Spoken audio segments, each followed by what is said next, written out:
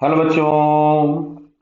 यहाँ दिया है 3 point masses m1 m2 m3 are located at the vertex of equilateral triangle of side A. What is the moment of inertia of the system about an axis along the altitude of triangle and passing through m1? तो सबसे पहले हमको एक diagram बनाना पड़ेगा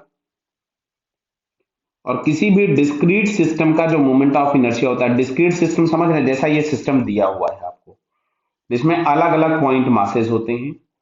और एक होता है कंटिन्यूअस सिस्टम। कंटिन्यूअस सिस्टम जिसमें लगातार मासेस होते हैं, जैसे रॉड हो गया, रिंग हो गया, इस तरीके का। Clear.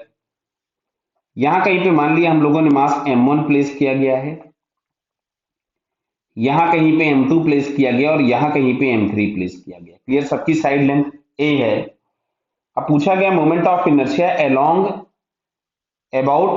An altitude of the triangle and passing through m1। मतलब जो एक्सिस है हम लोगों के पास वो ये वाली हो गई।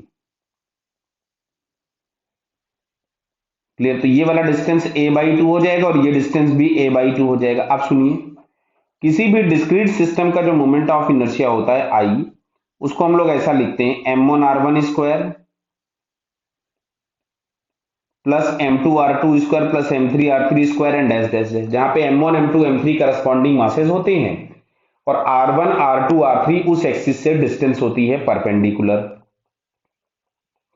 तो अब अगर हम लोगों को एक्सिस ये दी तो देखो m1 तो उसी एक्सिस पे ही आ गया, तो इसके लिए हम लोग यहां से लिखेंगे m1 इंटू 0 का स्क्वायर प्लस m2। अच्छा, m2 के लिए जो डिस्टेंस दिख रहा है वो a/2 दिख रहा है आपको। ये इस वाले मास का, ये इस m2 का इस एक्सिस से जो परपेंडिकुलर डिस्टेंस होगा दैट इज a/2।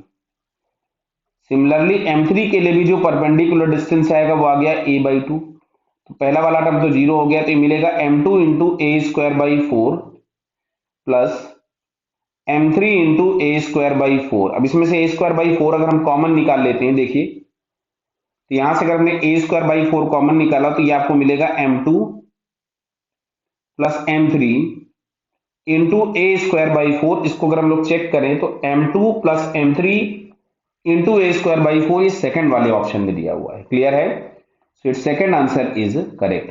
ओके बेटा, ऑल द बेस्ट।